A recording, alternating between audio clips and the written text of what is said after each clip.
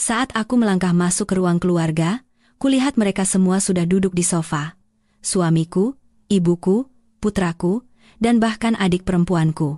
Aku merasakan firasat terburuk dan bertanya, "Ada apa ini?" Putraku berkata, "Mama, duduklah. Mama harus menerima kenyataan baru. Mama bukan lagi nyonya di rumah ini, Tante Bening sekarang membuat Papa lebih bahagia." Amarahku memuncak. Jadi, mereka semua tahu. Tanpa berkata sepatah kata pun, aku keluar dari ruangan itu. Keesokan harinya, ada 118 panggilan tak terjawab di ponselku.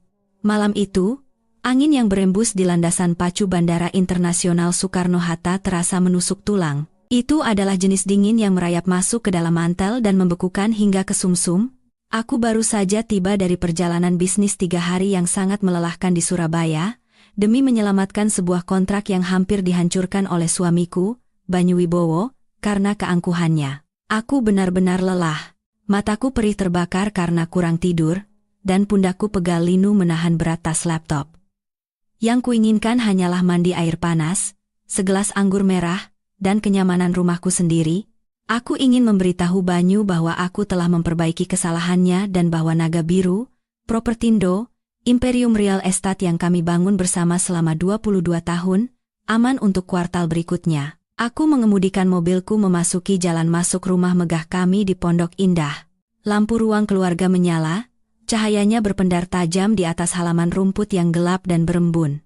Aneh. Biasanya pada pukul 10 malam, rumah sudah sunyi.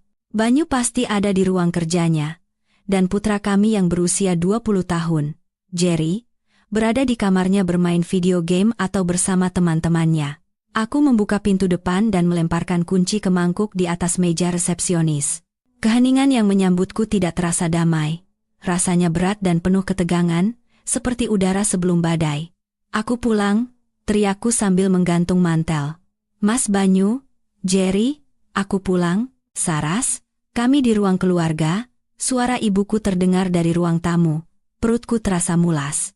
"Ibuku, Ibu Ratna, tinggal 40 menit berkendara dari sini. Untuk apa beliau di sini pada Selasa malam?" Tiba-tiba, rasa takut menyergapku. Apakah terjadi sesuatu pada adikku? Bening? Apa ada yang sakit? Aku berlari ke ruang keluarga, jantungku berdebar kencang serasa mau meremukkan tulang rusukku. Tapi yang kutemukan bukanlah keadaan darurat. Itu adalah sebuah pengadilan. Mereka semua ada di sana, duduk berdampingan di sofa kulit desainer yang kupilih saat Natal tahun lalu.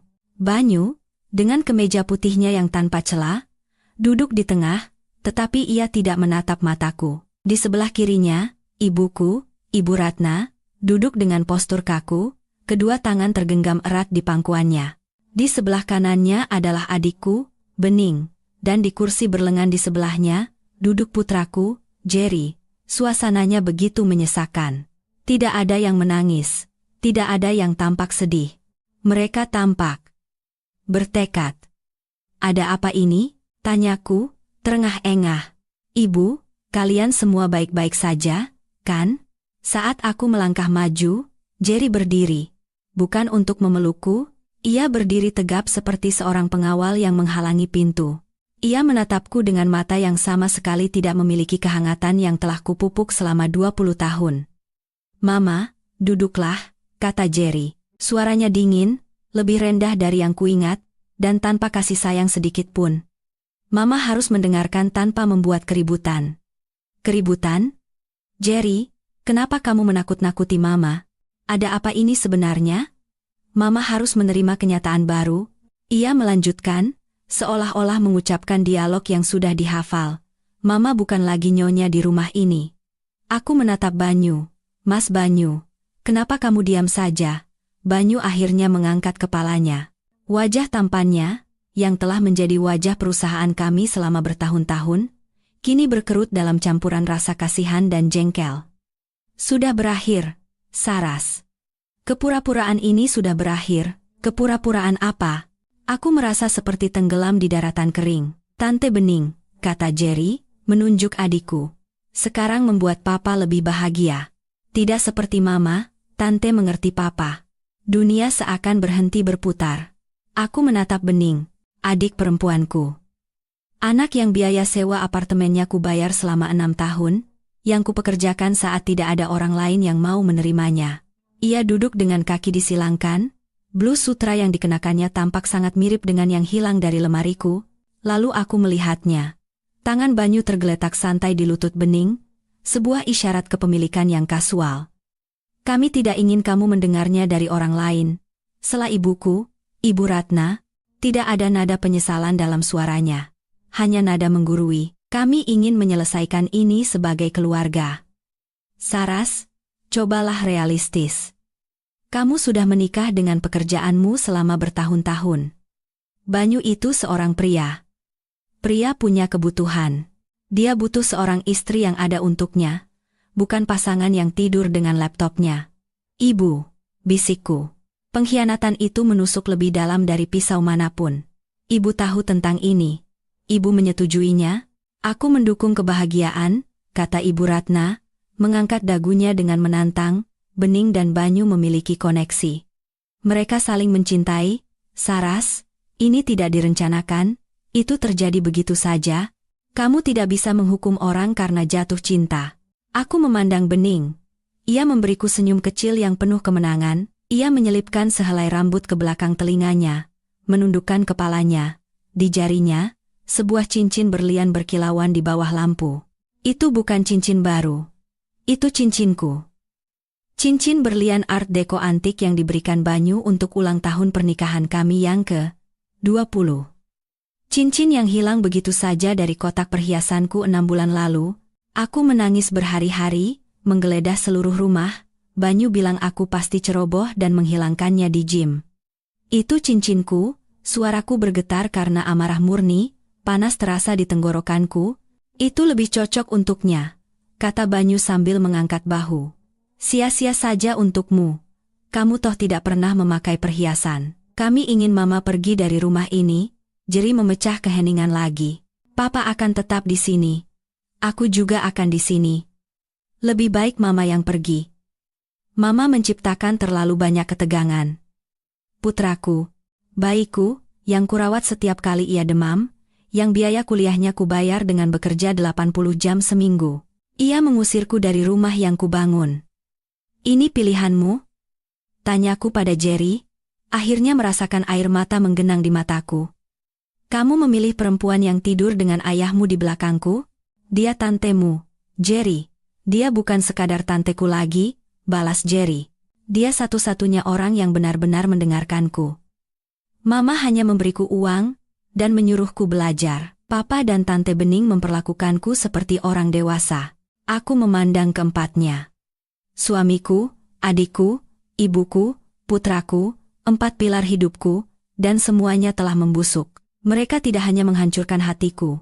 Mereka membongkar keberadaanku dengan kekejaman yang menyesakan. Rasa mual menyerangku, tetapi aku menelannya kembali.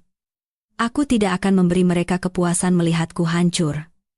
Aku tidak akan berteriak atau memohon. Aku menegakkan punggungku. Aku menatap Banyu, menatap matanya sampai ia bergidik dan membuang muka. Kalian pikir kalian sudah menang? Suaraku tenang, tetapi mematikan. Kalian pikir bisa menulis ulang sejarah hanya karena kalian bosan dan egois. Jangan membuat keributan, Mbak. Suara Bening terdengar manis memuakan.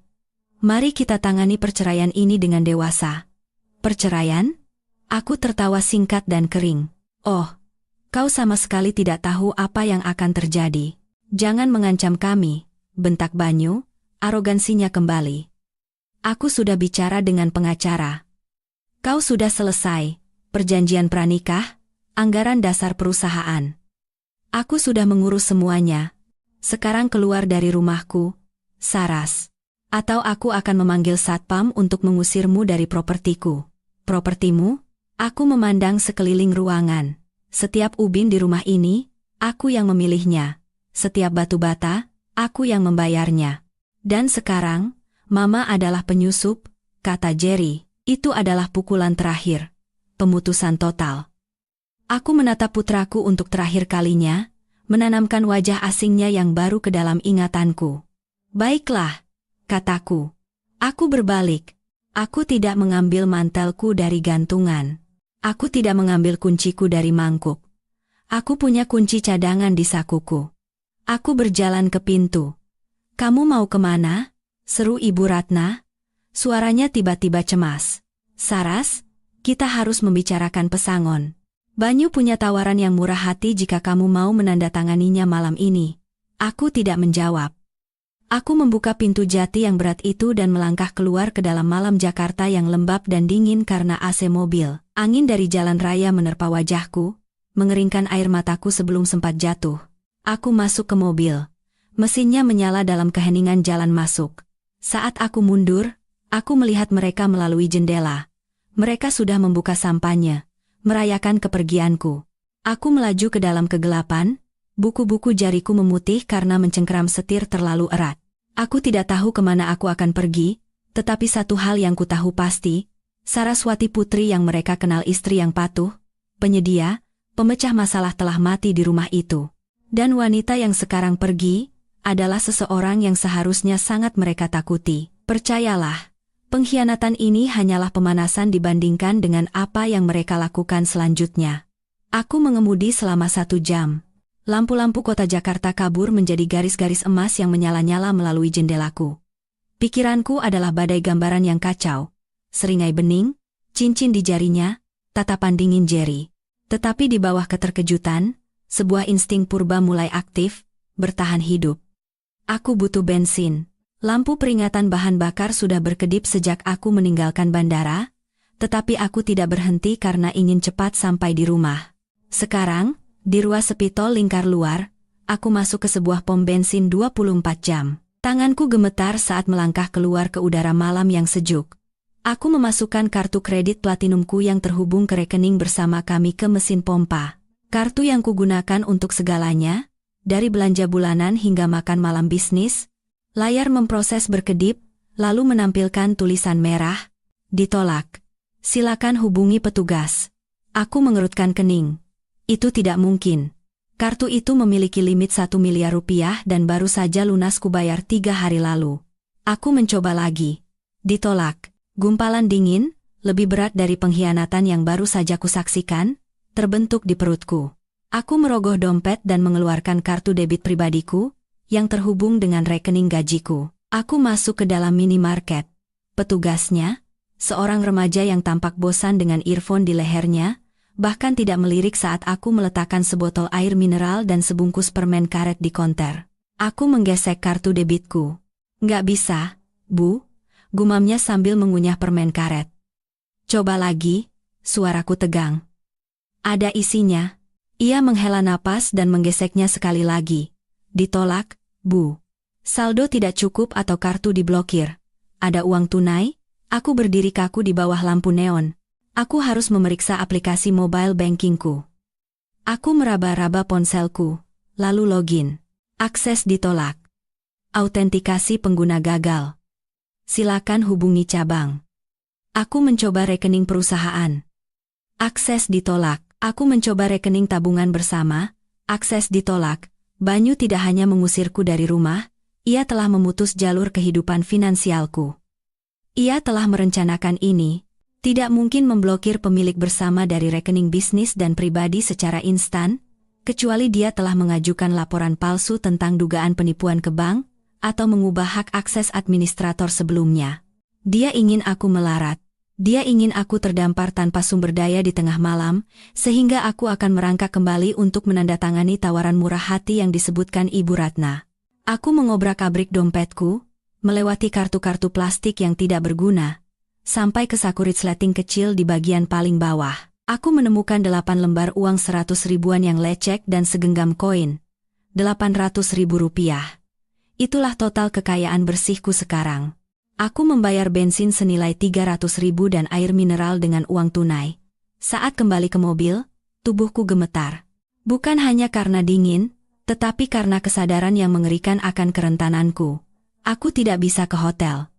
Aku tidak punya kartu kredit untuk deposit, aku tidak bisa ke rumah ibuku. Aku tidak bisa ke tempat bening. Aku terus mengemudi sampai menemukan sebuah motel transit di pinggir jalan, dengan lampu neon kamar kosong yang berkedip-kedip. Jenis tempat di mana sopir truk tidur selama beberapa jam, tempat di mana spraynya berbau rokok dan penyesalan. Bayar di muka, kata petugas malam di balik kaca anti peluru, 700.000 semalam. Aku menyerahkan 7 dari 8 lembar uang 100 ribuan yang kumiliki. Ia mendorong kunci melalui nampan. Kamar, 12. Ruangan itu sangat dingin. Pemanasnya berderak, mengeluarkan udara berbau debu terbakar. Aku duduk di tepi kasur yang melesak, masih mengenakan setelan bisnis mahalku, mantelku kugenggam erat. Aku menatap ponselku. Layarnya penuh dengan notifikasi. Bukan permintaan maaf, bukan permohonan untuk kembali, 118 panggilan tak terjawab. Sebagian besar dari nomor yang ku kenal, pengacara pribadi Banyu, seorang hiu bernama Pak Tirtayasa. Lalu email mulai berdatangan. Subjek, perjanjian pembubaran perkawinan. Subjek, permintaan perjanjian kerahasiaan mendesak. Subjek, surat pemberhentian, Naga Biru Propertindo. Aku membuka surat pemberhentian terlebih dahulu. Itu adalah PDF yang dilampirkan dalam email dari kepala HRD seseorang yang kupekerjakan dan kubimbing. Kepada Ibu Saraswati Putri, dengan ini kami memberitahukan bahwa, berlaku segera, posisi Anda sebagai Chief Operating Officer telah dihentikan dengan alasan yang kuat, tuduhan spionase perusahaan dan kelalaian berat. Aku tertawa, suara serak dan kasar di kamar kosong itu. Spionase, kelalaian berat, akulah yang memeriksa pembukuan sampai jam 3 pagi, akulah yang mengetahui setiap peraturan bangunan di kota ini. Banyu bahkan tidak tahu cara mengubah file PDF tanpa bantuanku. Lalu sebuah pesan teks masuk. Dari Jerry. Ibu jariku melayang di atas layar. Sebagian kecil diriku yang bodoh berharap ia telah meninggalkan rumah, berharap ia menyesal. Mama, jangan mempersulit keadaan. Papa bilang dia akan memotong uang kuliah dan dana perwalianku jika Mama melawan perceraian ini. Dia juga menjanjikanku posisi wakil direktur tahun depan jika aku memihaknya. Mama selalu bilang aku harus ambisius. Aku hanya melakukan apa yang Mama ajarkan. Mohon dimengerti, aku menjatuhkan ponsel ke tempat tidur seolah-olah terbakar. Itu adalah pukulan telak terakhir. Banyu tidak hanya mengambil uang dan pekerjaanku. Ia telah membeli jiwa putraku. Menggunakan kekayaan yang kubangun untuk menyuap anakku sendiri agar berbalik melawanku. Aku meringkuk di atas spray kumal. Lutut ditarik ke dada. Akhirnya, air mata datang, panas dan deras. Aku menangis untuk bayi yang dulu kubacakan dongeng sebelum tidur. Aku menangis untuk adik perempuan yang kulindungi di taman bermain. Aku menangis untuk pria yang kupercayai saat ia hanya memiliki senyum dan setelan murah. Tapi seiring malam semakin larut dan air mata mengering menjadi kerak garam di pipiku, sesuatu yang lain mulai terbentuk di dadaku. Sesuatu yang dingin dan berat seperti batu. Mereka pikir mereka telah menghapusku. Mereka pikir dengan mengambil kartu kredit dan kata sandiku, mereka telah mengambil kekuatanku. Mereka lupa satu hal, mereka lupa siapa yang membangun istana tempat mereka duduk. Siapa yang merancang sistem keamanannya, siapa yang menyusun kontraknya, dan siapa yang tahu di mana semua kerangka dikuburkan. Banyu mengira, Naga Biru Propertindo berjalan karena pesonanya. Ia akan segera mengetahui bahwa perusahaan itu berjalan karena otakku. Dan meskipun ia mungkin telah mencuri kunci pintu depanku, ia lupa bahwa sang arsitek selalu meninggalkan pintu belakang. Aku menatap noda air di langit-langit, menunggu matahari terbit. Aku bukan lagi Saraswati sang istri. Aku bukan lagi Saraswati sang ibu. Aku adalah Saraswati sang arsitek.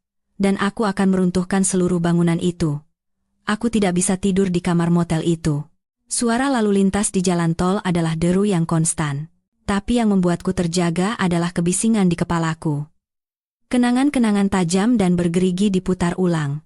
Untuk memahami mengapa aku terbaring di atas kasur kotor dengan sisa uang 100 ribuan di saku, aku harus kembali. Aku harus memeriksa fondasi hidupku dan menyadari bahwa fondasi itu sudah retak sejak awal. Aku tumbuh sebagai anak sulung dari 2 bersaudara di sebuah kota kecil di Jawa Tengah. Ayah meninggal ketika aku berusia 7 tahun. Dan ibuku, Ibu Ratna, membesarkan kami sendirian. Kematian ayah menghancurkan sesuatu dalam diri ibu, atau mungkin itu hanya mengungkapkan siapa dirinya sebenarnya. Ia adalah seorang wanita yang perlu dipuja, menjadi pusat perhatian, dan ia memproyeksikan kebutuhan itu pada putri-putrinya atau lebih tepatnya, pada salah satu putrinya. Bening, sejak bayi, terlahir cantik. Ia memiliki rambut ikal pirang dan mata biru besar yang membuat orang asing berhenti di jalan. Aku biasa saja. Rambut koklat, mata serius, perawakan kokoh. Aku adalah anak yang bertanggung jawab. Bening adalah sang putri. Aku ingat hari ulang tahunku yang ke-18. Aku menerima surat penerimaan dari Fakultas Ekonomi Universitas Indonesia, beserta tawaran beasiswa parsial. Itu adalah tiket keluarku. Aku telah bekerja di 3 pekerjaan selama SMA les privat, pelayan, petugas perpustakaan untuk menabung sisa uang kuliah. Aku berlari ke dapur, melambaikan surat itu. Ibu, aku diterima. Ibu Ratna sedang duduk di meja makan, mengecat kuku Bening. Bening saat itu berusia 12 tahun, sudah manja dan pemarah. Bagus, Saras, kata ibuku tanpa menoleh. Tapi kecilkan suaramu. Bening sedang sakit kepala. Tapi Bu, ini FYI. Ibu Ratna menghela napas dan akhirnya menatapku. Tidak ada kebanggaan di matanya. Hanya ada perhitungan. Saras, nak, kita perlu bicara tentang uang yang kamu tabung itu. Uang kuliah saya? Ya. Bening terpilih. Ada kompetisi model di Jakarta bulan depan, dan ini bisa menjadi kesempatan besar baginya. Tapi biaya pendaftaran, transportasi, dan foto portofolio itu mahal. Jantungku mencelos. Ibu, itu uang kuliah saya. Uang hasil kerja keras saya. Egois sekali kamu, Mbak, sela Bening, meniup kukunya yang basah. Mbak pasti tidak mau aku jadi terkenal. Nanti kalau aku kaya, aku belikan Mbak mobil. Saras, suara ibuku berubah menjadi nada yang merupakan campuran rasa bersalah dan perintah. Kamu kan anak yang kuat, cerdas. Kamu selalu bisa menemukan cara, kamu bisa bekerja setahun lagi, atau mengambil kelas malam. Tapi Bening, dia rapuh. Ini adalah mimpinya. Kamu tidak mau menghancurkan mimpi adikmu, kan? Keluarga itu harus saling berkorban. Aku memberikan uang itu kepada mereka. Tentu saja, aku telah dikondisikan selama 18 tahun untuk percaya bahwa nilaiku hanya terletak pada apa yang bisa kuberikan kepada mereka. Aku adalah pekerja keras, kuda beban, pemecah masalah. Bening adalah anak emas, sang bintang, yang ditakdirkan untuk bersinar. Bening pergi ke Jakarta. Ia tidak terpilih. Ia menghabiskan uang itu untuk membeli baju dan pergi ke taman hiburan. Aku mendapatkan kembali uang itu dengan bekerja shift ganda di sebuah restoran tahun berikutnya. Aku memulai kuliah setahun lebih lambat, kelelahan tetapi bertekad. Dinamika itu tidak pernah berubah, hanya berevolusi. Ketika aku lulus dengan predikat cum laude, ibuku tidak datang ke wisuda. Bening mengalami kecemasan parah karena putus 2 minggu dengan pacarnya. Aku berjalan sendirian di atas panggung. Ketika aku mendapatkan promosi besar pertamaku di sebuah perusahaan konsultan keuangan, ibuku berkata, "Bagus, nak. Oh, bisakah kamu meminjamkan Bening 30 juta rupiah?" Pemilik kosnya jahat sekali. Aku membayar sewa Bening. Aku membayar perbaikan mobilnya. Aku membayar kelas akting yang tidak pernah ia hadiri. Aku membelikan ibuku sebuah apartemen agar ia tidak perlu khawatir naik turun tangga. Aku pikir aku sedang membeli cinta mereka. Aku pikir jika aku memberi cukup, bekerja cukup keras, menyelesaikan cukup banyak masalah, mereka akhirnya akan melihatku seperti mereka melihat Bening. Aku pikir suatu hari ibuku akan menatap wajahku dan berkata, "Aku sangat bangga padamu, Saras. Kamu adalah kebahagiaanku." Tapi aku tidak pernah menjadi kebahagiaannya. Aku adalah tagihan listriknya. Aku adalah jaring pengamannya. Lalu aku bertemu Banyu Wibowo. Ia menawan, ambisius, dan ia sepertinya melihatku. Ia bilang aku cerdas, ia bilang aku cantik. Aku tidak menyadari saat itu bahwa ia memiliki mata penuh perhitungan yang sama seperti ibuku. Ia tidak melihat belahan jiwa. Ia melihat inang. Ia melihat seorang wanita yang telah dilatih untuk memberi segalanya dan tidak meminta imbalan apapun. Ia sangat cocok dengan ruang kosong yang telah digali oleh ibu dan adikku di dalam hatiku. Aku menikahinya. Berpikir aku sedang menciptakan keluarga baru, keluarga yang lebih baik, berbaring di kamar motel yang gelap. Kesadaran itu menghantamku seperti pukulan fisik. Aku tidak melarikan diri dari dinamika keluargaku dengan menikahi Banyu. Aku telah menciptakannya kembali. Banyu adalah anak emas yang menuntut pemujaan dan sumber daya. Aku masih pekerja keras yang bekerja keras dalam bayang-bayang untuk menjaga agar lampu tetap menyala. Dan bening. Bening hanyalah kesimpulan yang tak terhindarkan. Dua parasit dalam hidupku akhirnya menemukan satu sama lain. Kamu kan anak yang kuat, Saras. Suara ibuku bergema dalam ingatanku. Yah, setidaknya satu hal yang dikatakannya benar. Aku kuat. Cukup kuat untuk menopang mereka selama 40 tahun. Dan sekarang demi Tuhan, bantulah mereka, aku cukup kuat untuk melepaskan mereka. Aku bangkit dari tempat tidur, pegas logamnya berderit. Aku tidak akan menangis lagi. Kesedihan telah hilang, digantikan oleh ketenangan yang dingin dan jernih. Mereka menginginkan bening yang rapuh. Mereka menginginkan Banyu sang pemimpi. Baik? Mereka bisa memiliki satu sama lain, tapi mereka tidak bisa memiliki uangku. Mereka tidak bisa memiliki perusahaanku. Aku mengambil tas laptopku. Waktunya berhenti menjadi putri yang berkorban. Waktunya menjadi CEO yang melikuidasi aset-aset yang merugi. Cahaya pagi merembes melalui tirai kotor di kamar motel, menciptakan bayangan panjang berdebu di lantai. Aku membuka laptopku. Untungnya, aku punya hotspot wifi portabel di tasku, kebiasaan dari perjalanan bisnis bertahun-tahun. Banyu tidak bisa memblokir perangkat yang bahkan tidak ia ketahui keberadaannya. Aku tidak mencoba masuk ke rekening bankku. Aku tahu rekening-rekening itu terkunci rapat. Sebaliknya, aku membuka file bernama SW, Files. 1. Untuk memahami bagaimana aku akan menghancurkan Banyu, kau harus memahami bagaimana aku menciptakannya. Aku bertemu Banyu 22 tahun yang lalu di sebuah acara jejaring real estate di pusat kota Jakarta. Ia berusia 29 tahun, mengenakan setelan yang tidak pas, memegang segelas anggur murah, dan memukau sekelompok investor. Ia penuh semangat. Ia memiliki senyum yang bisa menjual es ke orang Eskimo. Tawa yang membuatmu merasa seperti orang paling lucu di dunia. Saat aku melangkah masuk ke ruang keluarga, kulihat mereka semua sudah duduk di sofa. Suamiku, ibuku, putraku, dan bahkan adik perempuanku. Aku merasakan firasat terburuk dan bertanya, "Ada apa ini?" Putraku berkata, "Mama, duduklah. Mama harus menerima kenyataan baru. Mama bukan lagi nyonya di rumah ini. Tante Bening sekarang membuat Papa lebih bahagia." Amarahku memuncak. Jadi, mereka semua tahu. Tanpa berkata sepatah kata pun, aku keluar dari ruangan itu. Keesokan harinya, ada 118 panggilan tak terjawab di ponselku. Malam itu, angin yang berembus di landasan pacu Bandara Internasional Soekarno-Hatta terasa menusuk tulang. Anda akan membuat mereka kehilangan uang. Ia mengerjap, terkejut, lalu ia tertawa. Baiklah, kau menangkapku. Aku orang yang visioner, bukan ahli angka. Aku butuh seseorang yang mengerti hal-hal membosankan itu. Hal-hal membosankan itu yang akan membuat Anda tidak masuk penjara. Kataku dengan datar. Ia jatuh cinta padaku, atau setidaknya, dengan apa yang bisa kulakukan untuknya. Dalam 6 bulan kami menikah, dan dalam setahun kami mendirikan Naga Biru Propertindo. Pembagian kerja segera terbentuk. Banyu adalah wajahnya, dia adalah CEO. Dia yang mengadakan pertemuan dengan klien, bermain golf dengan pengembang, dan diwawancarai oleh Kompas atau Bisnis Indonesia. Dia menyukai sorotan, dia menyukai jabatannya. Aku adalah arsiteknya. Aku adalah COO, tetapi sebenarnya aku adalah segalanya.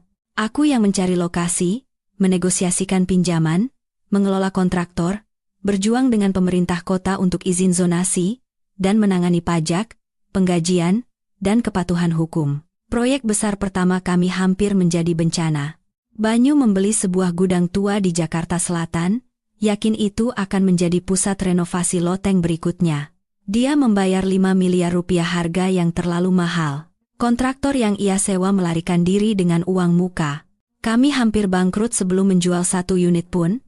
Aku ingat duduk di meja dapur kami, hamil Jerry, menatap angka merah di pembukuan. Banyu mondar-mandir, kemejanya basah oleh keringat, panik. Kita tamat, Saras.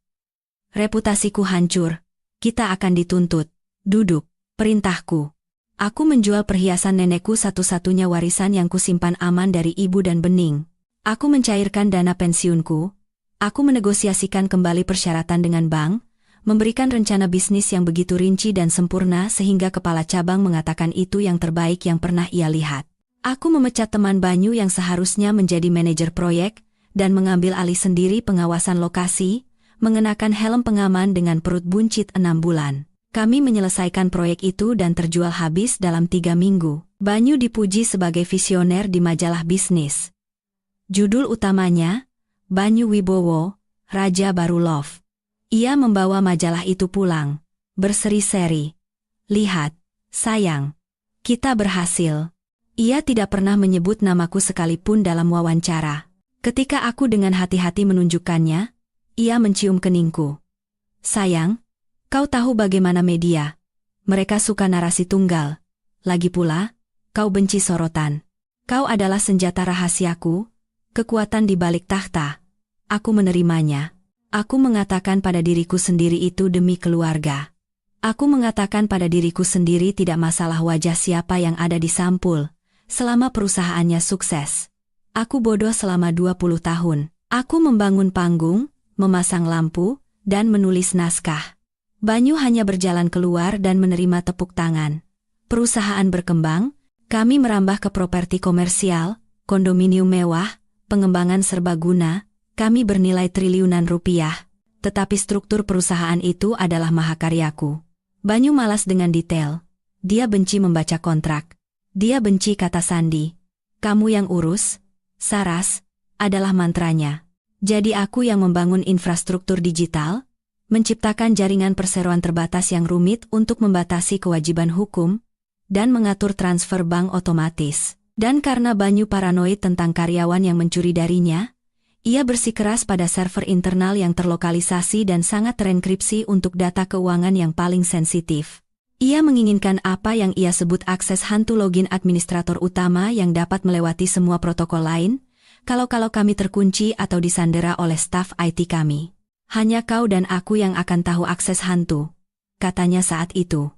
Tapi Banyu tidak pernah repot-repot menghafal string 64 karakter kompleks yang kubuat. Ia menuliskannya di catatan tempel, menyimpannya di laci mejanya selama seminggu, lalu membuangnya, dengan asumsi aku akan selalu ada di sana untuk mengetikkannya untuknya. Iya benar, sampai kemarin, aku selalu ada di sana. Sekarang, duduk di motel, aku menatap layar login server pribadi Naga Biru Propertindo, terowongan VPN-ku aman. Banyu mengira dengan menelepon bank dan menghapus namaku sebagai penanda tangan, aksesku diblokir. Ia mengira dengan memecatku melalui HRD, aksesku dicabut. Ia mengandalkan protokol standar. Ia mengandalkan pintu depan, ia lupa tentang akses hantu. Jari-jariku melayang di atas keyboard. Aku mengetikkan string itu. Campuran dari bait puisi favoritku, koordinat GPS gedung pertama yang kami beli, dan tanggal saat Jerry kehilangan gigi pertamanya. Banyu tidak tahu satupun dari itu. Mengotentikasi, akses diberikan, tingkat administrator. Layar itu meledak dengan data. Seluruh sistem saraf Naga Biru Propertindo terbuka di hadapanku. Email, transfer kawat, catatan pembukuan, dokumen pajak, log obrolan pribadi. Aku tidak hanya melihat sebuah perusahaan. Aku melihat TKP pernikahanku. Aku mulai mengunduh. Aku tidak hanya menginginkan beberapa file. Aku menginginkan semuanya. Setiap email yang dikirim Banyu dalam 5 tahun terakhir, setiap laporan pengeluaran, setiap transfer kawat ke Kepulauan Cayman atau Swiss, dan kemudian aku melihatnya. Sebuah folder bernama Proyek B, itu bukan proyek konstruksi. B adalah untuk Benning. Aku membukanya, dan darahku terasa membeku. Ini bukan sekadar perselingkuhan, ini adalah penggelapan besar-besaran. Tanggal, jumlah, tanda terima, 12 Januari, transfer 500 juta rupiah ke Benning Consulting, PT dinamai menurut nama gadisnya, 14 Februari, 150 juta rupiah di Tiffany, Co. 1 Maret, sewa bulanan suite di Hotel Mulia sebesar 60 juta rupiah. Ia telah memelihara Benning sebagai simpanannya dengan uang perusahaan selama 3 tahun. Tapi itu lebih dalam.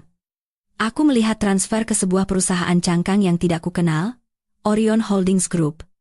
Penanda tangan di Orion bukan Banyu. Itu Benning. Dan aset yang ditransfer ke Orion bukan hanya uang tunai.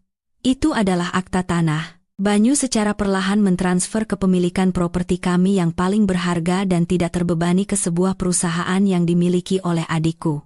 Ia mengosongkan naga biru Propertindo dari dalam, bersiap untuk pergi dengan aset-aset itu bersama Bening, meninggalkan aku dengan cangkang kosong. Perutku bergejolak, ini bukan hanya tentang menggantikanku sebagai istri. Ini adalah pencurian besar. Tapi saat aku menelusuri dokumen-dokumen itu, senyum dingin mulai merekah di bibirku. Banyu adalah seorang aktor, bukan arsitek. Ia tidak mengerti dokumen yang ia tanda tangani. Dalam kesombongannya dan keserakahan Bening, mereka telah membuat kesalahan amatir yang ceroboh. Mereka memalsukan tanda tanganku pada surat-surat transfer akta. Aku bisa melihat salinan digital tanda tanganku yang kikuk, diambil dari dokumen lain, ditempelkan ke file PDF. Dan pada perjanjian operasional untuk Orion Holdings Group, Bening mencantumkan alamat tempat tinggalnya. Itu adalah alamatku. Rumah yang kubayar. Aku menangkap mereka. Aku menangkap mereka basah-basah. Tapi aku belum bisa menyerang. Jika aku pergi ke polisi sekarang, Banyu akan mengklaim itu adalah kesalahan administrasi. Ia akan membayar denda dan menguburku dalam tuntutan hukum selama bertahun-tahun. Ia punya uang untuk pengacara mahal. Aku punya 800.000 rupiah. Tidak, aku perlu membiarkan mereka menggantung diri mereka sendiri. Aku harus membuat mereka merasa aman. Aku harus membuat mereka berpikir aku telah dikalahkan, bangkrut, dan bersembunyi di suatu lubang. Aku menutup laptopku. Aku punya cetak biru untuk kehancuran mereka. Sekarang, aku hanya perlu membangun perangkapnya. Bukti digital proyek B membara di benakku, memicu ingatan yang tepat tentang bagaimana Bening menyusup ke tempat perlindunganku. Itu dimulai 5 tahun lalu, ketika naga biru Propertindo sedang booming dan kewaspadaanku menurun. Bening baru saja mengalami perceraian ketiganya. Mantan suaminya, Doni, seorang mekanik yang baik, meninggalkannya karena ia menolak bekerja dan menghabiskan gajinya untuk tas desainer yang tidak mampu ia beli. Ia muncul di depan pintuku dengan 2 koper dan cerita sedih yang layak mendapatkan piala citra. Dia kasar, "Mbah," isaknya di pelukanku. Kasar, seperti yang kemudian ku tahu, berarti dia memotong kartu kreditnya. Aku tidak punya tempat lain untuk pergi. Ibu bilang Mbah akan membantuku. 10 menit kemudian, telepon berdering dari Ibu Ratna. "Saras, rumahmu besar dan kamu punya banyak kamar kosong. Biarkan adikmu tinggal selama beberapa minggu, dia hanya butuh waktu untuk pulih. Keluarga kan harus saling membantu." Aku setuju, aku selalu setuju. Seminggu menjadi 6 bulan, Bening menghabiskan hari-harinya di tepi kolam renangku, meminum anggurku, dan mengkritik tukang kebunku. Banyu, saat itu, tampak kesal dengan kehadirannya. Dia itu parasit, Saras, keluhnya. Dia menganggap rumah kita seperti hotel. Aku membelanya. Dia sedang patah hati, Mas Banyu. Beri dia waktu. Lalu permintaan itu datang.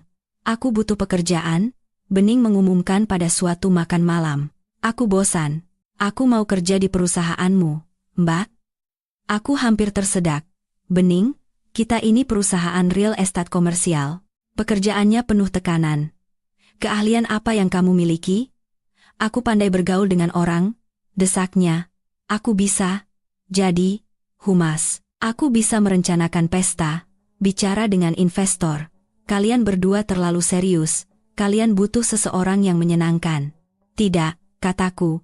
Itu adalah salah satu dari sedikit penolakan tegas yang pernah kuberikan. Tapi kemudian Ibu Ratna turun tangan. Dia menyetir 40 menit hanya untuk minum kopi denganku. "Saras, ini kesempatan bagi Bening untuk belajar tanggung jawab. Jika kamu tidak memberinya pekerjaan, dia akan terus melayang-layang. Apa kamu mau dia tinggal di sofamu seumur hidup?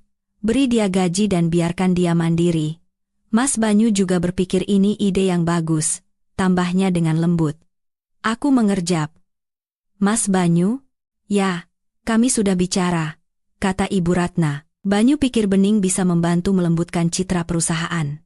"Kau tahu, kamu kan agak intens, Nak." Aku mengkonfrontasi Banyu. "Kamu mau mempekerjakan Bening?" Banyu merapikan dasinya dan mengangkat bahu. "Ibumu ada benarnya. Kita butuh seseorang untuk menangani sisi sosial gala, acara amal. Kamu benci hal-hal semacam itu?" biarkan dia melakukannya, beri dia gaji asisten, dan usir dia dari rumah kita. Ini baik untuk kita semua. Jadi aku melakukannya. Aku menciptakan jabatan direktur acara khusus. Awalnya, sepertinya berhasil. Bening pindah ke apartemen yang kubantu sewanya, dan dia merencanakan pesta Natal perusahaan. Itu mewah dan melebihi anggaran, tetapi sukses. Lalu perubahan halus dimulai. Bening mulai datang ke kantor setiap hari, bukan dengan pakaian bisnis, tetapi dengan gaun ketat yang berada di ambang ketidakpantasan. Ia akan menghabiskan waktu berjam-jam di kantor Banyu, mendiskusikan logistik acara. Aku akan mendengar tawa mereka saat aku lewat. Mereka akan berhenti setiap kali aku masuk. Apa yang lucu? Tanyaku, merasakan firasat buruk. Hanya lelucon tentang klien, kata Bening dengan senyum manisnya. Mbak tidak akan mengerti, ini lelucon internal kami. Ia mulai ikut makan siang bisnis dengan kami, lalu ia mulai menggantikanku. Saras, kau tinggal saja dan selesaikan proyeksi kuartalan. Biar aku dan Bening yang membawa para pengembang ke restoran steak. Kau kan benci basa-basi, dan aku memang benci basa-basi. Aku menyukai pekerjaan itu, jadi aku membiarkan mereka pergi. Aku akan tetap di kantor, makan salad di mejaku, menghitung angka, memastikan margin keuntungan kami sehat. Sementara itu, suamiku dan adikku sedang minum martini dan menertawakanku. Aku memperhatikan perubahan pada Banyu. Ia mulai berpakaian lebih muda. Ia membeli Porsche yang tidak ia butuhkan.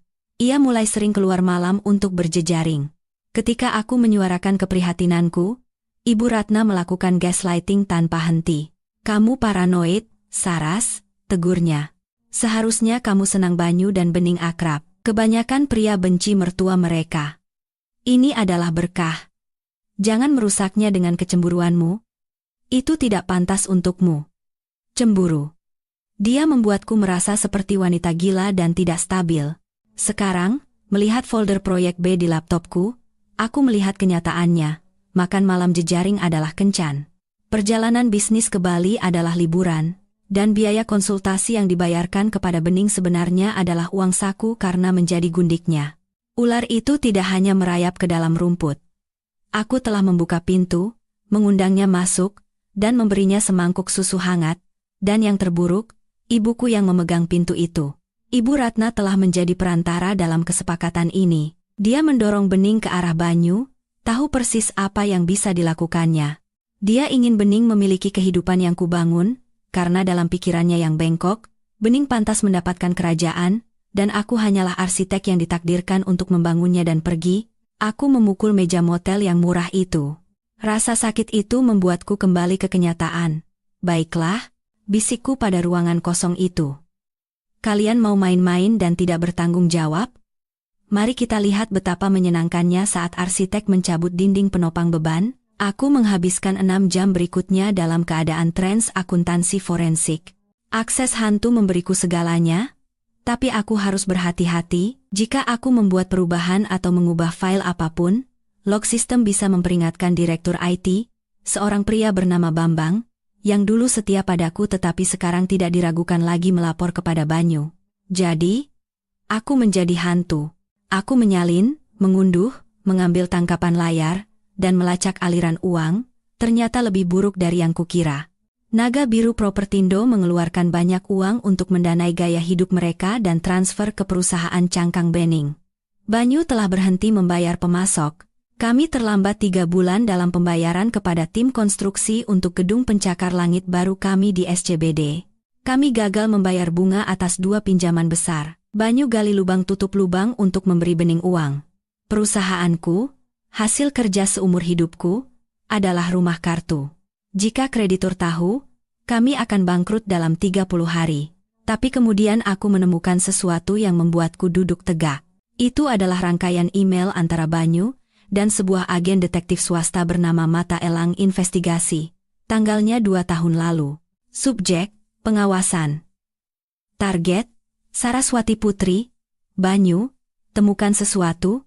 Apa saja? Perselingkuhan, penyalahgunaan narkoba, ketidakstabilan mental. Aku butuh alasan untuk membatalkan perjanjian pranikah. Mata Elang. Pak Banyu, Kami telah mengikutinya selama 6 bulan. Dia pergi kerja, ke supermarket, ke rumah ibunya. Dia bekerja lembur. Tidak ada apa-apa. Wanita itu seperti Santa. Banyu, cari lebih keras, atau buat sesuatu. Aku tidak mampu memberinya separuh. Aku menahan napas. 2 tahun. Ia telah merencanakan untuk menyingkirkanku selama 2 tahun. Tetapi tidak dapat menemukan cara untuk melakukannya tanpa kehilangan uangnya. Dan kemudian, email yang lebih baru, dari seminggu yang lalu, Banyu, lupakan bukti.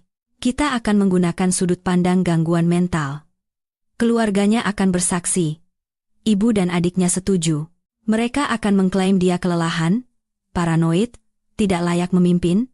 Aku akan memaksakan Mosi tidak percaya di dewan direksi. Begitu dia keluar, aku bisa mengaktifkan klausul pembelian dengan valuasi terendah.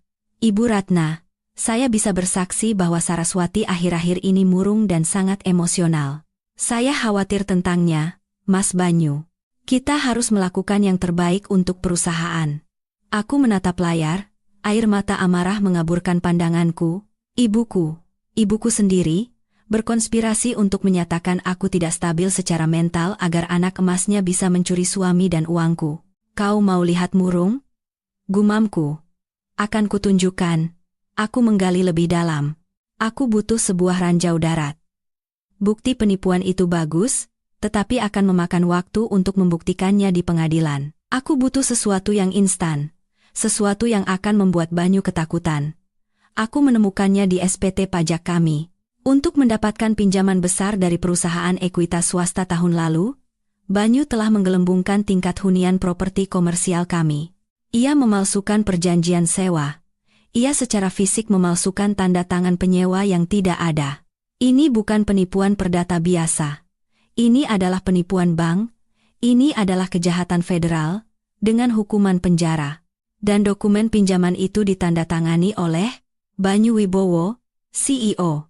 Tanda tanganku tidak ada di sana. Aku sedang berada di luar kota untuk pemakaman bibinya yang bening lewatkan dan Banyu mengatakan akan mengurus dokumennya. Ia telah menandatangani surat kematiannya sendiri dan tidak menyadarinya.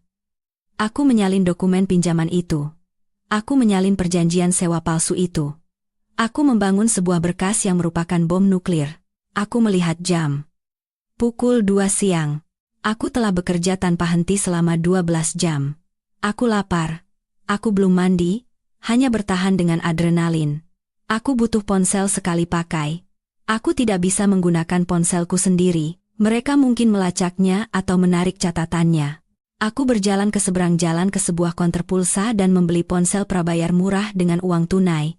Kembali ke kamarku, aku duduk di tempat tidur, menatap ponsel baru itu. Siapa yang bisa kuhubungi? Teman-temanku, sebagian besar adalah teman pasangan yang kami kenal bersama. Mereka kemungkinan akan memihak Banyu yang menawan atau tetap netral. Keluargaku? Jelas tidak. Karyawanku? Terlalu berisiko. Aku butuh seseorang yang kuat, yang membenci Banyu, dan yang memiliki sumber daya untuk berperang. Satu nama muncul di benakku. Bapak Hartono. Bapak Hartono adalah seorang taipan real estate miliarder di Jakarta. Uang lama, kejam, tetapi berprinsip. 3 tahun lalu, Banyu mengalahkan Hartono dalam akuisisi sebidang tanah utama untuk pengembangan di Serpong. Banyu menang dengan menyuap seorang anggota Dewan Kota untuk mengubah zonasi tanah, sesuatu yang sangat kutentang tetapi Banyu lakukan di belakangku. Hartono mencurigai adanya kecurangan. Ia secara terbuka menyebut Banyu sebagai OKB, orang kaya baru, dengan setelan murah.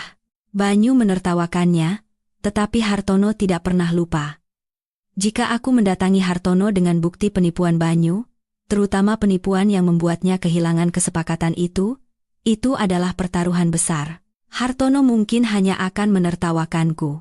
Mungkin akan mengusirku.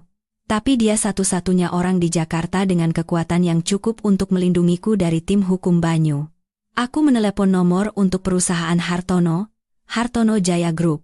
Aku hafal nomor itu. Aku sudah cukup sering mencarinya saat kami menjadi pesaing. Kantor Ketua Hartono Jaya Group, jawab suara yang jelas. Saya ingin berbicara dengan Bapak Hartono. Segera, Bapak sedang rapat. Boleh saya tahu ini mengenai apa? Katakan padanya ini Saraswati Putri. kataku. Dan katakan padanya saya tahu bagaimana Banyu Wibowo mendapatkan perubahan zonasi Serpong.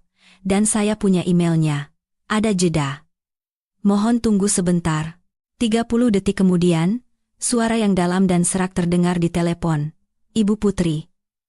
Ada perlu apa? Apa suami Anda menyuruh Anda pamer? Suami saya baru saja memecat saya, membekukan rekening bank saya, dan menempatkan gundiknya di rumah saya, kataku, suaraku stabil. Saya tidak menelepon untuk pamer, Pak Hartono. Saya menelepon untuk membakarnya hingga menjadi abu. Dan saya pikir Bapak mungkin ingin datang untuk memanggang marshmallow di atas apinya. Hening. Lalu tawa rendah. Saya mendengarkan. Sebelum aku menemui Bapak Hartono, ada satu luka lagi yang harus kudisinfeksi. Sebuah file yang telah kuhindari di database Naga Biru Propertindo, dana perwalian Jerry. Jerry adalah kelemahanku, tumit Achillesku. Aku telah menghabiskan hidupku melindunginya dari narsisme Banyu. Ketika Banyu lupa ulang tahun Jerry, akulah yang membeli hadiah dan menuliskan nama Banyu di atasnya. Ketika Banyu melewatkan pertandingan sepak bola Jerry, aku memberitahu Jerry bahwa ayahnya sedang bekerja keras untuk masa depan kita. Aku membesarkannya untuk percaya bahwa ayahnya adalah pahlawan, menutupi kenyataan bahwa ayahnya adalah seorang egois yang lalai. Sekarang aku sadar, itu adalah kesalahan terbesarku. Aku melindungi Jerry dari kebenaran, dan dengan begitu, aku membiarkan Banyu membeli kesetiaannya dengan kebohongan. Aku membuka dokumen dana perwalian. Banyu baru saja mengubah ketentuannya. Awalnya, dana tersebut akan dibayarkan pada usia 25 tahun, dengan syarat lulus kuliah. Ketentuan baru, tertanggal 2 minggu yang lalu, pencairan tunai segera sebesar 3 miliar rupiah. Transfer kepemilikan Porsche 911 tahun 2023. Terlampir adalah sebuah surat. Banyu, Jerry, ibumu akan marah jika kamu mengambil cuti semester depan. Jerry, tapi aku butuh istirahat, Pak. Banyu, ibumu tidak lagi berkuasa. Jerry, dia memperlakukanmu seperti anak kecil, tapi aku memperlakukanmu seperti pria. Mau mobil, mau uang tunai, kamu hanya perlu memihakku saat waktunya tiba. Kamu harus memberitahu pengacara bahwa ibumu bertingkah aneh, tidak stabil. Jerry, ya, dia memang sangat stres akhir-akhir ini. Banyu, tepat sekali, dia sudah gila. Kita harus melindungi perusahaan. Jika kamu memihakku, aku akan menjadikanmu wakil direktur tim merger, akuisisi tahun depan. Tidak perlu gelar. Kamu bisa belajar di lapangan, seperti aku, Jerry. Wakil direktur? Sungguh? Oke, Pak. Aku ikut. Apa yang harus kulakukan? Aku membaca kata-kata itu, dan hatiku bukan hanya hancur, itu menjadi debu. Wakil direktur tim M.A. Jerry gagal dalam mata kuliah pengantar ekonomi. Ia menghabiskan akhir pekannya bermain video game dan tidur sampai siang. Ia tidak memenuhi syarat untuk menjalankan kios limun, apalagi sebuah divisi di perusahaan bernilai triliunan. Banyu sedang mempersiapkannya untuk gagal, menopang egonya untuk menggunakannya sebagai pion melawanku. Dan Jerry, putraku yang tercinta, telah menjual ibunya demi sebuah Porsche dan jabatan yang belum ia peroleh. Aku teringat pesan teks yang ia kirimkan padaku tadi malam. Papa bilang dia akan memotong uang kuliahku. Ia tidak khawatir tentang uang kuliah. Ia khawatir tentang uang mudah. Aku memeriksa laporan kartu kredit Jerry, yang biasanya ku bayar. Pembelian di toko minuman keras. Tagihan di klub malam. Jaminan untuk teman yang ditangkap. Putraku sedang terjun bebas, dan alih-alih mendisiplinkannya, Banyu mendanai kejatuhannya untuk membeli sekutu. Aku mengambil ponsel sekali pakaiku. Ragu-ragu, dia adalah putraku. Tapi anak laki-laki yang duduk di sofa itu, yang memberitahuku untuk menerima kenyataan, bukanlah anak laki-laki yang kubesarkan. Dia adalah ciptaan ayahnya. Jika aku terus meredam kejatuhannya, aku akan kehilangannya selamanya di dunia korupsi dan kedangkalan Banyu. Satu-satunya cara untuk benar-benar menyelamatkannya adalah dengan membiarkannya jatuh. Aku mengetik pesan teks. Aku belum mengirimkannya. Hanya menulisnya dan menatap kursor yang berkedip. Jerry, aku sudah melihat emailnya. Kamu mendapatkan mobilmu. Kamu mengambil jalan yang mudah. Tapi jalan mudah itu adalah jebakan. Saat ayahmu selesai menggunakanmu, dia akan membuangmu, sama sepertiku. Aku cukup mencintaimu untuk membiarkanmu belajar dengan cara yang sulit. Semoga berhasil, Tuan Wakil Direktur. Aku menyimpannya sebagai draft. Aku menyeka air mata. Aku pergi ke sistem penggajian. Aku menghapus Jerry dari daftar gaji magang tempat ia berada meskipun tidak pernah menginjakkan kaki di kantor selama 3 tahun. Dana perwalian tidak bisa kusentuh. Banyu mengendalikannya sekarang. Tapi asuransi kesehatan, itu bisa kusentuh. Jerry ada dalam polis asuransiku, polis yang kubayar secara pribadi. Hapus tanggungan, Jeremiah Wibowo. Alasan? Bukan lagi mahasiswa penuh waktu. Itu picik dan sepele. Tapi itu adalah pertama kalinya dalam 21 tahun aku tidak memperbaiki sesuatu untuknya. Ponselku bergetar. Alamat untuk pertemuanku dengan Hartono. Four Seasons Hotel, Library Lounge, 1 jam lagi. Datang sendiri. Aku menutup laptop, pergi ke kamar mandi, dan membasuh wajahku dengan air dingin. Aku mencoba merapikan rambutku. Setelanku kusut tapi ku bersihkan. Aku mengoleskan sedikit lipstik, baju zirku. Aku melihat ke cermin. Wanita yang balas menatap tampak lelah, tetapi berbahaya. Dia tampak seperti induk singa yang kehilangan anaknya dan tidak punya apa-apa lagi untuk kehilangan. Kau mau lihat tidak stabil, Banyu Wibowo? Kataku pada bayanganku. Akan kutunjukkan gempa bumi. Aku memasuki Hotel Four Seasons dengan setelan kusut yang sama saat aku melarikan diri dari rumahku, membawa tas laptop yang berisi cukup bukti untuk mengirim suamiku ke penjara federal. Petugas pintu menatapku dengan skeptis. Tempat ini berbau uang lama, dendam lama, dan mahoni. Ini adalah dunia Hartono. Aku menemukannya di Library Lounge, duduk di kursi berlengan kulit, membaca Bisnis Indonesia. Ia berusia 60-an, rambutnya beruban, matanya seperti elang. Ia tidak berdiri saat aku mendekat. Ibu Putri, kata Hartono, melipat korannya. Anda terlihat lebih buruk dari yang saya bayangkan. Perasaan saya juga begitu, aku mengakui, duduk di kursi di seberangnya. Tapi pikiran saya berfungsi dengan sempurna. Anda menyebutkan proyek Serpong, Hartono langsung ke intinya. Anda bilang punya bukti. Aku membuka laptopku. Aku tidak membuang waktu dengan basa-basi. Aku membuka berkas yang telah kuatur di kamar motel. Aku memutar layar ke arahnya. 3 tahun lalu, Banyu mengalahkan Bapak untuk mendapatkan tanah Serpong. Bapak curiga dia menyuap anggota Dewan Kota. Bapak benar. Hartono mencondongkan tubuh ke depan, matanya menyipit. Ini adalah catatan transfer kawat, kataku, menunjuk ke layar. 500 juta rupiah ke sebuah perusahaan cangkang, bernama Cipta Manajemen. Dan ini adalah email antara Banyu dan anggota Dewan, mendiskusikan biaya percepatan untuk perubahan zonasi. Banyu ceroboh. Ia menggunakan email pribadinya untuk kontak awal. Hartono menelusuri dokumen-dokumen itu.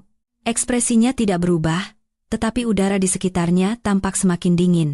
Mengapa baru sekarang kau menunjukkan ini padaku? Kau adalah COO-nya. Kau juga pasti mendapat untung dari kesepakatan ini. Saya tidak tahu, kataku, suaraku stabil. Banyu menjalankan pembukuan ganda. Saya baru menemukannya tadi malam. Setelah ia mengusir saya dari rumah, membekukan rekening saya, dan memindahkan adiknya ke tempat tidur saya. Hartono mengangkat kepalanya, kilatan keterkejutan melintas di wajahnya. Adiknya sendiri, dan ibu saya mendukung mereka, tambahku dengan senyum pahit. Ini reuni keluarga besar, hanya saja saya tidak diundang. Aku mengambil napas. Pak Hartono, saya tidak di sini untuk basa-basi. Saya di sini untuk membuat kesepakatan. Banyu mencoba menghancurkan saya. Ia memalsukan tanda tangan saya pada dokumen pinjaman. Ia menggelapkan dana perusahaan. Ia akan membuat Naga Biru Propertindo menjadi puing-puing yang terbakar. Saya ingin Bapak membantu saya menyelamatkannya. Hartono mengangkat alis. Saya ingin Bapak membantu saya menguburnya. Sebagai imbalannya, saya akan memberikan Bapak tanah Serpong. Lanjutkan. Banyu terlalu banyak berutang. Dia kekurangan uang tunai dan akan segera gagal bayar pinjaman konstruksinya. Jika Bapak masuk sekarang sebagai investor Ksatria Putih, menawarkan pinjaman jembatan untuk menyelamatkan proyek-proyeknya, ia akan menerimanya. Ia putus asa, dan Bapak memasukkan klausul jaminan dalam perjanjian pinjaman. Ketika ia gagal bayar dan ia akan gagal bayar, Saya tahu angka sebenarnya Bapak mengambil asetnya. Terutama, akta tanah Serpong. Hartono menatapku lama, keheningan itu panjang dan tegang.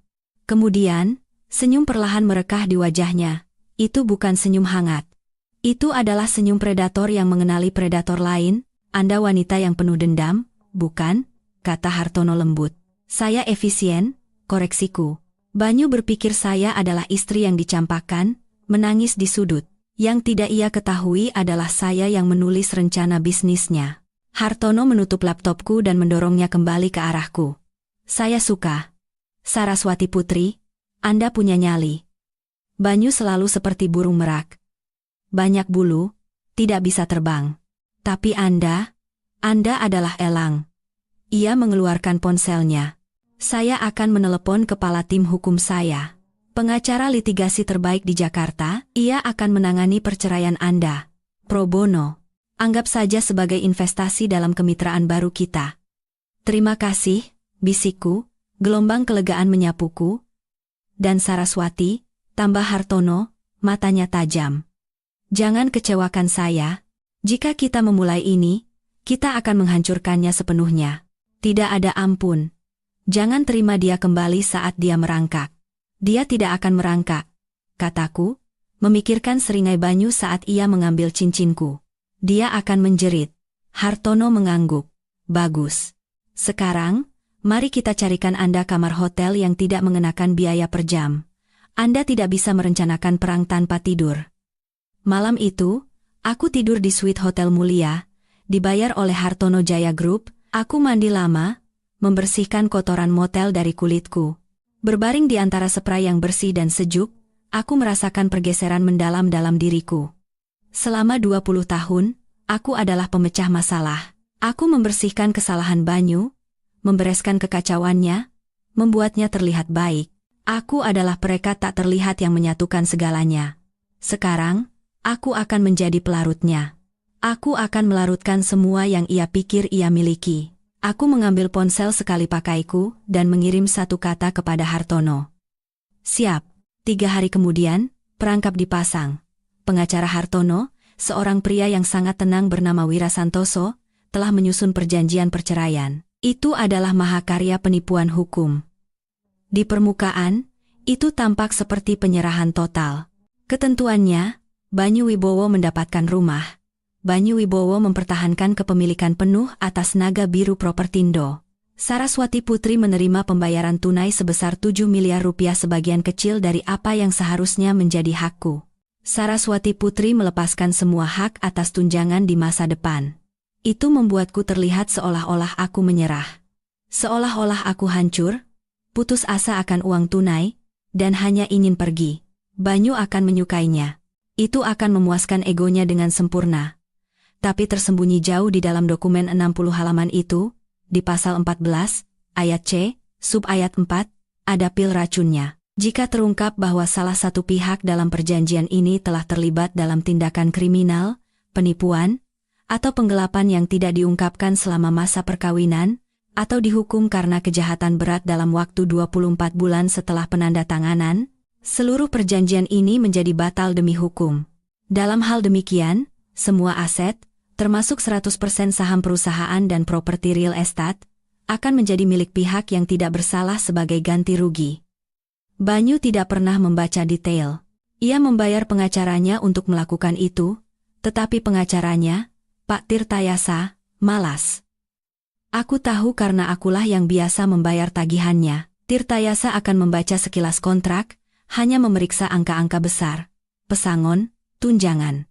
Ia tidak akan mencari klausul atribusi spesifik yang tersembunyi di dalam bahasa hukum standar. Aku bertemu Banyu dan pengacaranya di kantor Tirtayasa. Aku tidak memakai riasan. Aku mengenakan sweater tua. Aku menundukkan kepalaku dan menatap lantai. Aku harus menjual citra wanita yang kalah. Banyu masuk dengan angkuh, seolah-olah dunia miliknya. Ia mengenakan setelan Italia baru, berbau parfum mahal hadiah dari Bening. Mungkin, akhirnya keluar dari lubangmu, ya, ejek Banyu saat ia duduk. Kuharap kau siap menandatangani, Saras. Bening dan aku harus memesan undangan pernikahan, beri saja saya ceknya, kataku, Suaraku dibuat bergetar. Saya hanya ingin pergi, Mas Banyu. Saya tidak punya kekuatan lagi untuk melawanmu. Banyu tersenyum pada Tirtayasa. Lihat, sudah kubilang dia akan menyerah. Dia tidak punya nyali untuk hal semacam ini. Tirtayasa mendorong dokumen melintasi meja. Perjanjian standar, Bu Putri. Anda pergi dengan 7 miliar rupiah dan awal yang baru. Tanda tangan di sini, dan di sini. Aku mengambil pena, tanganku gemetar sebagian akting, sebagian adrenalin murni. Bagaimana dengan Jerry? Tanyaku lembut. Jerry akan tinggal bersamaku, kata Banyu, bersandar di kursinya. Dia wakil direkturku sekarang. Kita akan membangun kerajaan bersama, tanpa omelanmu. Rasa sakit yang tajam menusuk dadaku, tapi aku menelannya. Baiklah. Tolong jaga dia baik-baik. Tanda tangani saja dokumen sialan itu, Saras. Aku menandatangani namaku di baris yang sepertinya menyerahkan hasil kerja kerasku selama 20 tahun, lalu Banyu menandatangani. Ia melakukannya dengan megah, goresan besar dan arogan. Selesai, kata Tirtayasa, menutup folder. Cek akan ditransfer ke rekening Anda besok. Banyu berdiri, mengancingkan jasnya. Seringai yang ia berikan padaku membuatku merinding. Kau seharusnya berterima kasih padaku, Saras. Kau selalu terlalu kaku untuk kehidupan seperti ini. Pergilah, kelola peternakan atau cari pustakawan yang baik. Selamat tinggal, Mas Banyu, bisikku. Saat ia berjalan ke lift, aku mendengar Banyu tertawa bersama Tirtayasa. Lebih mudah dari yang kukira. Dia bahkan tidak meminta rumah pantai. Pintu lift tertutup, memotong tawanya. Aku bersandar di dinding logam, menghela napas panjang dan pelan. Aku sudah menandatanganinya, pil racunnya aktif. Sekarang yang harus kulakukan hanyalah membuktikan penipuan itu, dan aku sudah punya buktinya. Aku hanya butuh panggung yang tepat untuk menyajikannya. Dan panggung apa yang lebih baik dari sebuah pernikahan? Banyu dan Bening mengumumkan tanggalnya, 3 minggu lagi. Pernikahan yang terburu-buru, katanya. Mereka ingin menjadi pasangan yang sah sebelum musim gala musim semi. 3 minggu. Itulah jadwalku. Aku melangkah keluar dari gedung dan masuk ke mobil yang dikemudikan oleh sopir Hartono. Sudah ditandatangani? Tanya Hartono dari kursi belakang. Sudah, kataku, akhirnya tersenyum sungguhan. Dia pikir dia membeli keheninganku seharga 7 miliar rupiah. Padahal dia baru saja menyerahkan seluruh hidupnya. Hartono menuangkan segelas air soda untukku. Untuk sang arsitek. Untuk penghancuran, jawabku. 3 minggu berikutnya adalah latihan pengendalian diri. Aku harus tetap tidak terlihat sementara Banyu dan Bening memamerkan kemenangan mereka di seluruh Jakarta. Aku menggunakan sebagian uang muka yang diberikan Hartono untuk menyewa apartemen kecil dan tidak mencolok di Jakarta Utara. Aku menghabiskan hari-hariku dengan tim audit Hartono, membangun kasus kami mengubah data mentah yang kuambil menjadi palu godam hukum. Setiap malam, aku menyiksa diriku sendiri dengan memeriksa media sosial. Instagram Bening adalah ledakan kemewahan. Sebuah foto Mercedes convertible baru. Calon suami sangat memanjakanku. Blessed. New beginnings. Sebuah foto ruang makanku, yang didekorasi ulang dengan wallpaper emas norak, yang lama keluar, yang baru masuk. Finally makin this house a home itu menyakitkan. Melihatnya menghapus jejakku dari rumah yang kubangun. Tapi postingan yang paling menyakitkan datang dari ibuku. Ibu Ratna memposting foto mereka bertiga Banyu, Bening, dan dirinya sendiri bersulang dengan gelas sampanye di sebuah restoran mewah. Keterangannya berbunyi, akhirnya, keluarga yang tahu cara menikmati hidup, sangat bangga dengan putri cantikku Bening dan menantu laki-lakiku yang luar biasa, Banyu Wibowo. Cinta sejati selalu menang. Cinta sejati. Dia menjual putri sulungnya demi kursi di meja mewah. Dan Jerry diam di media sosial, tetapi aku melihat notifikasi kartu kredit dari rekening sekunder yang belum ditemukan Banyu, 4.000 di Premium Liquors, 15.000 rupiah di Capital Nightclub, 5.000 rupiah untuk jaminan teman, putraku sedang terjun bebas. Banyu tidak membesarkannya, ia membiarkannya liar. Aku ingin berlari dan menyelamatkannya, tetapi Hartono menahanku. Anda tidak bisa menyelamatkan seseorang yang tidak meminta untuk diselamatkan? Saraswati, kata Hartono lembut. Dia telah memilih pihaknya. Biarkan dia melihat seperti apa pihak itu sebenarnya saat lampu padam. Aku tahu dia benar, tapi rasanya seperti memotong anggota tubuh. Sementara itu, perusahaan membusuk dari dalam.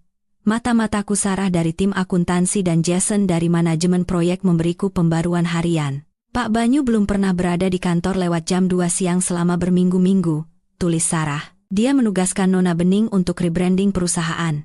Dia ingin mengubah logo menjadi pink dan emas. Pink dan emas, Bu.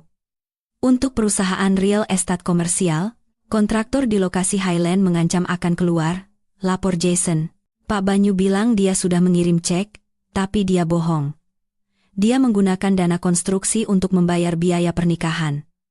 Biarkan terbakar, kataku pada mereka, dokumentasikan semuanya, simpan email-email di mana dia menginstruksikan kalian untuk menunda pembayaran. Pernikahan akan diadakan di Grand Ballroom Hotel Mulia. Tempat paling mahal di Jakarta. Bening mengundang 300 orang.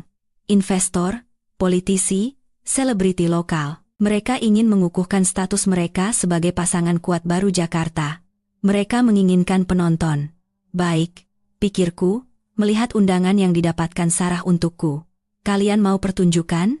Akan kuberikan pertunjukan. 2 hari sebelum pernikahan, aku mendapatkan kartu as terakhirku, dari sumber yang tidak terduga. Ponselku berdering, nomor tak dikenal. Halo, Mbak Saras, ini saya, Doni, ini, mantan suami Bening. Mekanik yang darahnya ia hisap kering. Doni, kataku, terkejut. Apa kabar? Saya baik, saya dengar apa yang terjadi. Menjijikan apa yang mereka lakukan pada Mbak. Saya punya sesuatu. Doni merendahkan suaranya. Waktu Bening meninggalkan saya, dia meninggalkan sekotak dokumen di garasi. Tadinya mau saya bakar, tapi tadi malam saya lihat-lihat. Mbak Saras, dia punya kartu kredit atas nama Mbak selama 3 tahun. Apa? Dia membukanya saat dia tinggal di rumah Mbak. Dia mencegat suratnya, dia memaksimalkan limitnya, menyembunyikan laporannya, tapi saya menemukan surat dari agen penagihan, dan saya menemukan surat dari Banyu. Dari Banyu? Ya, dia melunasi salah satu kartu itu. Suratnya bilang, yang ini sudah kuurus, tapi kamu harus lebih hati-hati. Jika Saraswati melihat ini di laporan kreditnya, kita berdua mati, tetap pada rencana, 2 tahun lagi, dan semua ini akan menjadi milik kita. 2 tahun, jangka waktunya sangat pas. Banyu telah berkonspirasi dengan adikku untuk mencuri identitas dan uangku, sementara aku memberinya makan dan pekerjaan. Doni, suaraku bergetar. Bisakah kamu membawakanku kotak itu? Saya sedang dalam perjalanan, katanya. Ketika Doni menyerahkan kotak itu, aku merasakan kunci terakhir terpasang di tempatnya. Ini bukan hanya penipuan. Ini adalah konspirasi predator, terhitung dan jahat. Aku melihat catatan tulisan tangan Banyu. 2 tahun lagi, dan semua ini akan menjadi milik kita. Aku mengunci surat itu di brankas.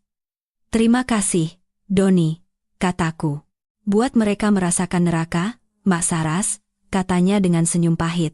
Oh, aku berencana melakukannya, jawabku. Aku berencana memberi mereka seluruh neraka.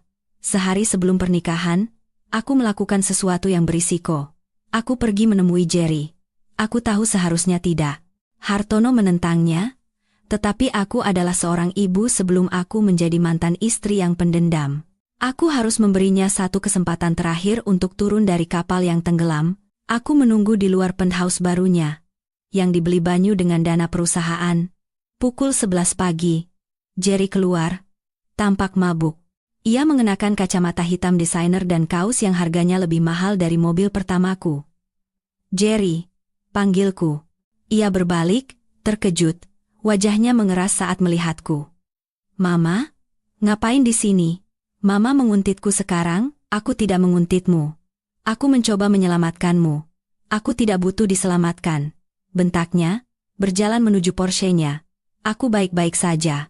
Papa baru saja menunjukku sebagai kepala portofolio wilayah selatan. Jerry, dengarkan aku, kataku, menghalangi jalannya. Ayahmu membohongimu.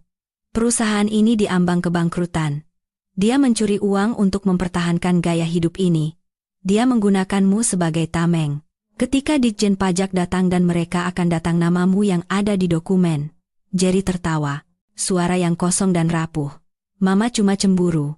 Karena papa menang. Dan mama bukan apa-apa. Mama tinggal di tempat kumuh sekarang. Kan? Papa bilang begitu. Aku tinggal dalam kenyataan. Suaraku putus asa.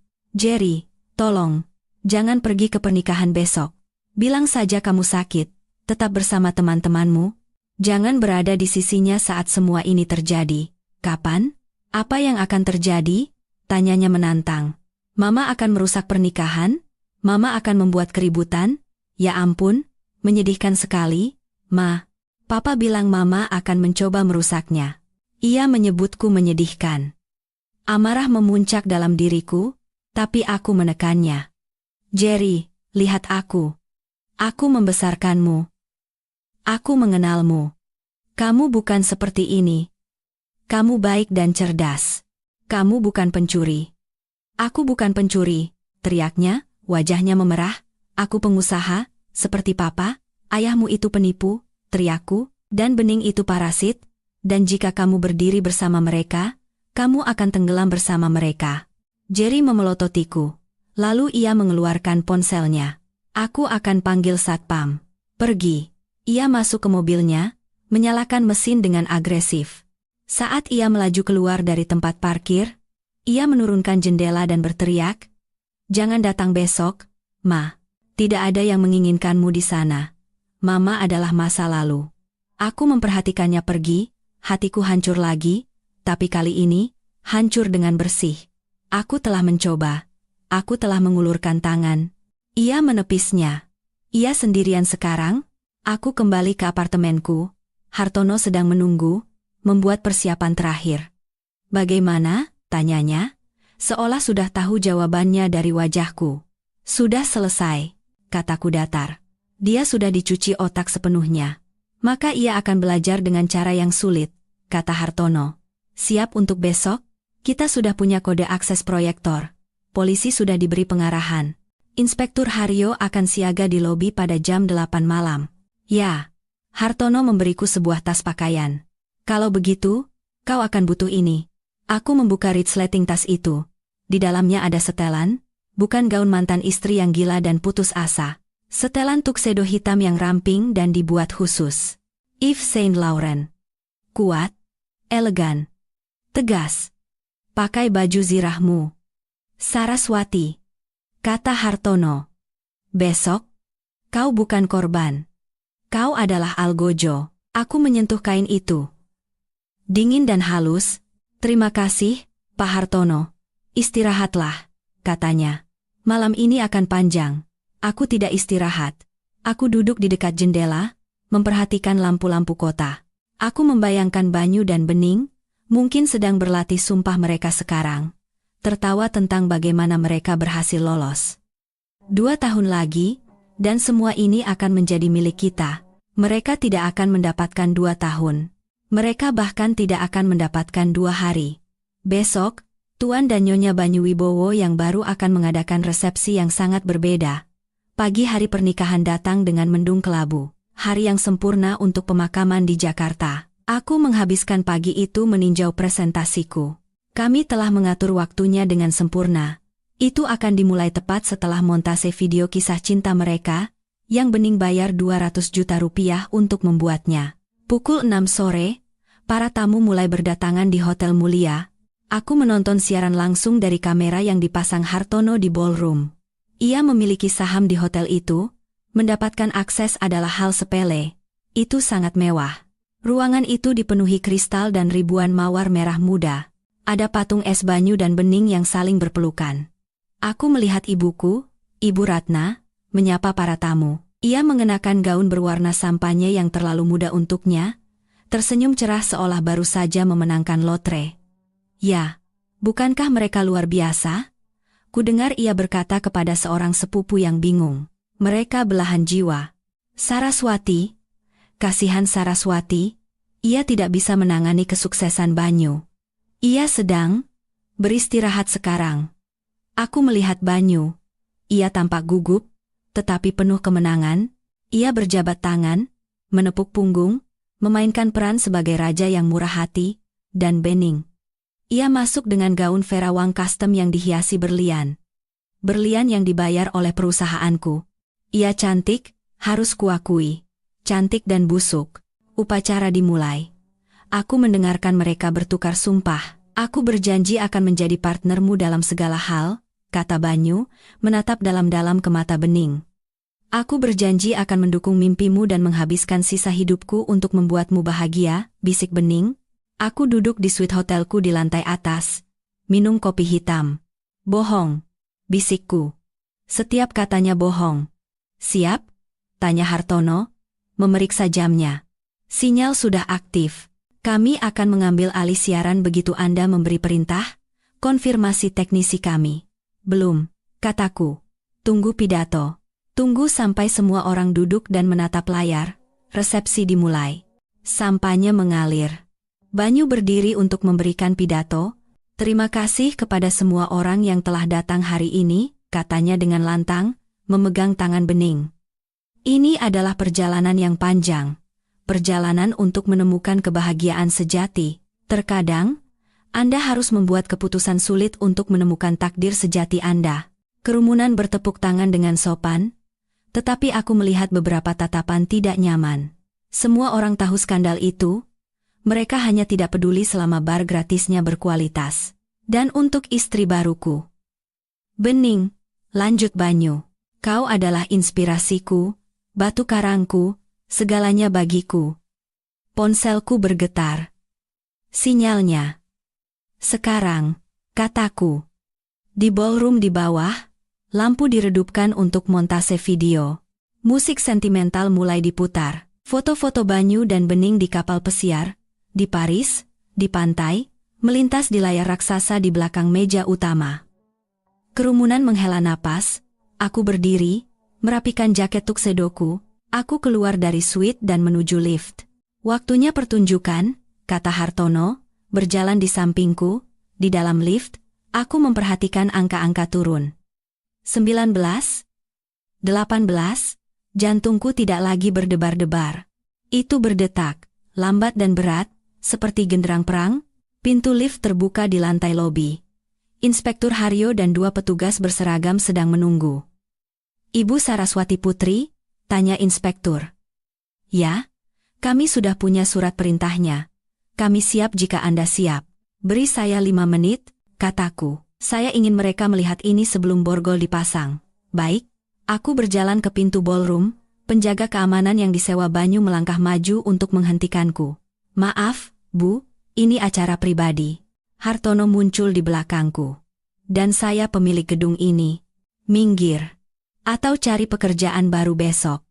Para penjaga ragu-ragu, mengenali Hartono, dan segera mundur. Aku mendorong pintu ganda hingga terbuka. Di dalam, musik baru saja mencapai puncaknya. Di layar, video menunjukkan Banyu dan Bening berciuman di depan Menara Eiffel. Lalu layar berkedip. Musik terputus dengan suara decitan, ruangan menjadi sunyi. Di layar raksasa, gambar romantis itu hilang. Di tempatnya, sebuah spreadsheet yang tajam, angka-angka merah, dan sebuah dokumen, laporan kartu kredit, nama, Bening Lestari. Alamat, JL, Pondok Indah Boulevard No. 124, Jakarta Selatan, rumahku. Pembelian, cincin berlian, Tiffany, CO, Rp 250, ribu.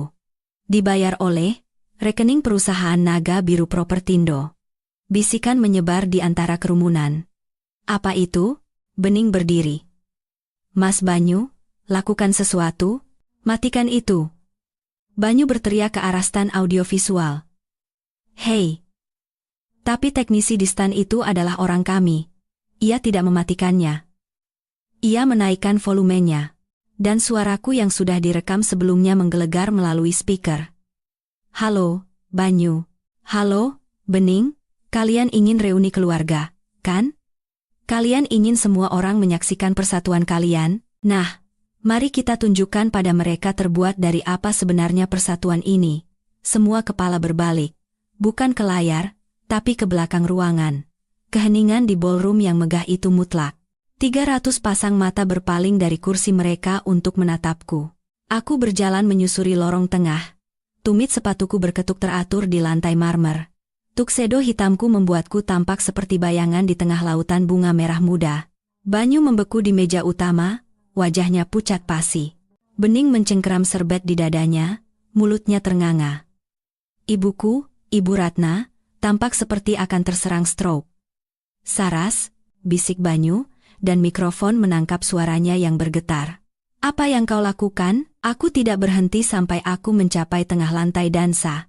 Tepat di depan meja utama, aku menatap mereka. Orang-orang yang pernah menjadi duniaku, sekarang hanya boneka yang tersusun rapi di atas panggung. Aku datang untuk memberikan pidato. Suaraku terdengar jelas bahkan tanpa mikrofon. Aku memegang sebuah remote. Aku menekannya. Layar di belakang mereka berubah lagi. Kali ini, itu adalah rangkaian email antara Banyu dan detektif swasta. Banyu, cari lebih keras, atau buat sesuatu. Aku tidak mampu memberinya separuh. Kerumunan terkesiap. Aku melihat para investor, orang-orang yang Banyu hormati dan butuhkan, mencondongkan tubuh, berbisik dengan sengit. Matikan, teriak Banyu, berlari ke arah stand DJ.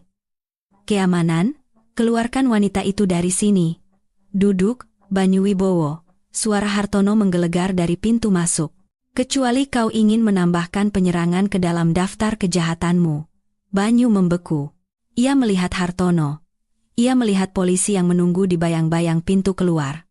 Ini palsu, jerit Bening.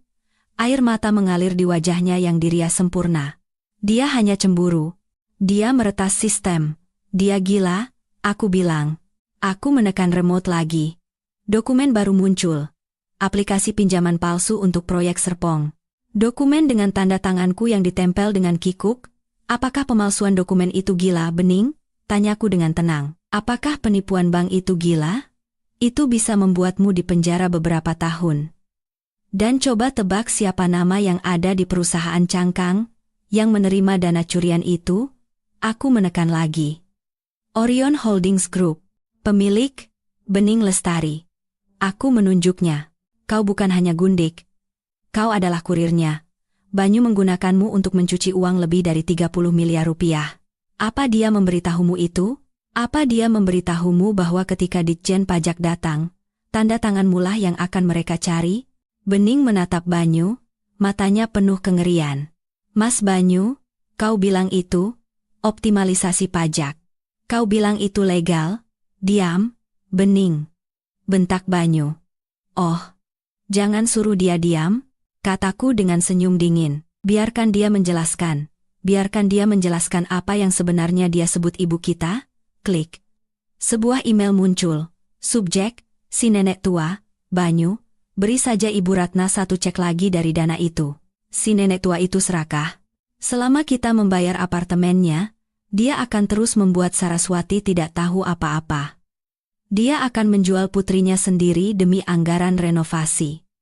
Ibu Ratna mengeluarkan suara setengah isak, setengah tersedak. Ia berdiri, tangannya gemetar begitu hebat hingga ia menjatuhkan gelas sampanyenya. Mas Banyu, kau memanggilku seperti itu? Setelah semua yang kulakukan untukmu, aku memihakmu. Mengkhianati putriku sendiri? Dan apa yang ibu dapatkan? Kataku, menatapnya dengan kasihan. Sebuah kursi di pernikahan yang sebentar lagi akan menjadi TKP. Banyu memandang sekeliling ruangan, matanya bergerak liar, ia melihat kerajaannya runtuh secara real time, ia melihat investor berjalan keluar, ia melihat para pelayan berhenti dan menatap, ia melihat akhir. Kau menandatangani perjanjian? Teriaknya putus asa. Kau menandatanganinya. Kau menyerahkan segalanya. Kau tidak bisa menyentuh perusahaan. Pasal 14, kataku singkat, pil racun. Jika kau melakukan kejahatan, perjanjian itu batal, dan semuanya rumah, perusahaan, aset menjadi milikku. Lutut Banyu lemas. Ia jatuh kembali ke kursinya, dan Jerry, aku mengalihkan pandanganku ke putraku, yang duduk pucat seperti hantu di ujung meja. Jerry menatapku dengan ngeri. Ia sekarang melihat pesan teksnya sendiri di layar. Wakil Direktur, sungguh? Oke Pa, aku ikut. Kau ingin menjadi pengusaha? Jerry, kataku lembut. Nah, ini pelajaran pertamamu. Periksa partnermu dengan cermat. Aku menekan remote untuk terakhir kalinya. Sebuah video diputar. Rekaman kamera keamanan dari tempat parkir perusahaan. Itu adalah Banyu, 2 hari yang lalu, berdebat dengan Bening. Banyu di video. Begitu kita mendapatkan uang Hartono, kita akan menyingkirkannya. Jeri itu beban. Kita akan pergi ke Monaco dan meninggalkannya dengan utang pajak. Dia terlalu bodoh untuk tahu dia sedang dimanfaatkan. Ruangan menjadi sunyi. Jerry berdiri perlahan. Ia menatap ayahnya. Pemujaan pahlawan di matanya telah hilang, digantikan oleh pemahaman yang menghancurkan. Pa, bisik Jerry. Papa mau meninggalkanku. Banyu tergagap. Jerry, nak, aku hanya sedang stres. Itu diedit, di luar konteks. Papa bilang aku bodoh, suara Jerry pecah. Papa bilang aku beban. Jerry, duduk, perintah Banyu, mencoba mendapatkan kembali kendali, jangan dengarkan dia. Jerry tidak duduk. Ia mengambil gelas sampanyenya dan melemparkannya ke wajah Banyu. Aku benci Papa, teriak Jerry. Aku benci Papa. Kekacauan meletus. Ibu Ratna terisak-isak. Bening mengalami hiperventilasi. Banyu menyeka sampahnya dari wajahnya, tampak seperti tikus basah. Aku menurunkan remote. Presentasi selesai. Aku mengangguk pada Inspektur Haryo. Polisi masuk ke ruangan, para tamu terbelah seperti laut merah.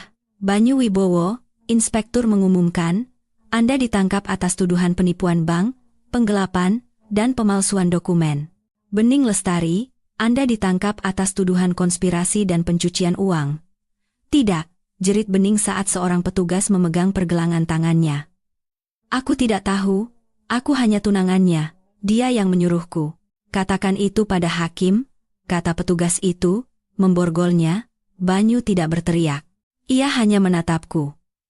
Saat diborgol, ia menatap mataku. Kau menghancurkan segalanya, desisnya. Kau wanita jahat, pendendam. Aku melangkah lebih dekat padanya. Aku berdiri cukup dekat untuk mencium bau ketakutannya. Aku tidak menghancurkan apapun. Banyu, kataku, suaraku setenang danau beku. Aku hanya menyalakan lampu. Dan kau hanyalah kecoak yang tertangkap di ruangan yang terang. Mereka membawanya pergi. Para tamu pernikahan berdiri dalam keheningan yang terkejut. Satu-satunya suara adalah isakan Ibu Ratna. Aku melihat meja utama untuk terakhir kalinya. Kue yang belum tersentuh. Bunga-bunga yang sempurna. Ilusi itu telah hancur. Aku berbalik ke Hartono. Kurasa pekerjaanku di sini sudah selesai. Luar biasa, kata Hartono, menawarkan lengannya. Benar-benar luar biasa. Saat kami berjalan keluar, aku tidak menoleh ke belakang pada ibuku yang menangis atau putraku yang terkejut. Belum. Mereka mendapatkan apa yang pantas mereka terima. Malam ini, mereka harus tidur di tempat tidur yang telah mereka buat. Hari-hari setelah pernikahan adalah sirkus media. Borgol bukan sumpah. Taipan Real Estate ditangkap di altar. Bunyi judul berita di Jakarta Post. Aku tidak memberikan wawancara. Aku membiarkan bukti berbicara sendiri. 3 hari kemudian, aku kembali ke rumahku. Polisi telah selesai memprosesnya sebagai TKP. Rasanya aneh berjalan kembali ke kamar yang telah kudesain. Barang-barang Bening berserakan. Pakaian norak, majalah murah, botol anggur setengah kosong. Aku memanggil perusahaan pembersih. Buang semuanya, kataku pada mereka. Semua yang bukan milikku. Bakar spraynya, ganti kasurnya. Aku ingin membersihkan DNA-nya dari hidupku. Jaminan Banyu ditolak. Hakim menganggapnya berisiko melarikan diri, karena rencana Monaco yang terekam.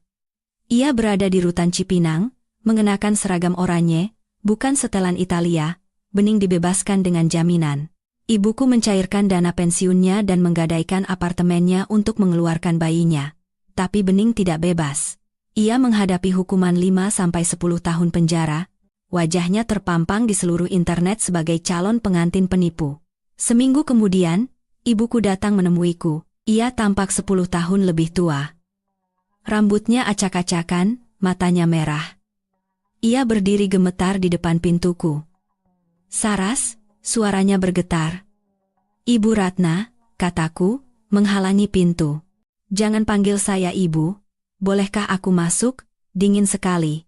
Katakan apa yang ingin ibu katakan dari sana.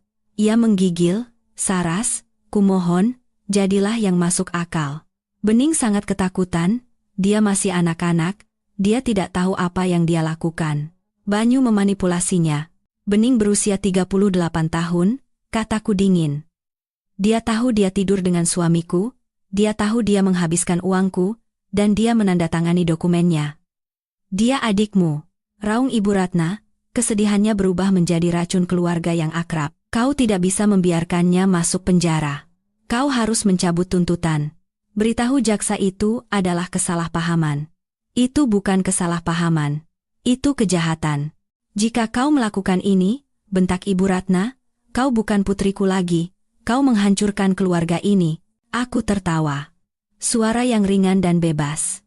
Ibu Ratna, ibu menghancurkan keluarga ini 20 tahun yang lalu ketika ibu memutuskan Bening adalah sang putri dan aku adalah pelayannya. Ibu tidak di sini untuk meminta maaf. Ibu di sini untuk meminta bantuan lagi. Ibu ingin aku menjadi kambing hitam terakhir, agar Bening bisa bebas. Dia rapuh. Dia penjahat. Dan ibu adalah kaki tangannya. Aku sudah melihat cek-cek yang Banyu tulis untuk ibu, biaya konsultasi ibu dibayar untuk membantunya memanipulasiku. Ibu Ratna menjadi pucat. Aku tidak akan menuntut ibu, Ibu Ratna, kataku. Bukan karena aku mencintaimu, tapi karena aku tidak mau menanggung malu melihat foto mugshot ibuku sendiri. Tapi bagi saya, ibu sudah mati. Jangan menelepon. Jangan datang ke sini. Jika ibu butuh uang, tanyakan pada Bening. Aku berhenti sejenak. Oh, tunggu. Dia bangkrut. Aku membanting pintu di depan wajahnya. Di kamera keamanan, aku melihatnya menggedor pintu, meneriakkan namaku, lalu bahunya merosot. Ia berjalan pergi. Itu menyakitkan, tentu saja. Tapi itu adalah rasa sakit mencabut duri, tajam, lalu lega, dan kemudian ada jeri. Ia tidak menelepon, ia tidak datang.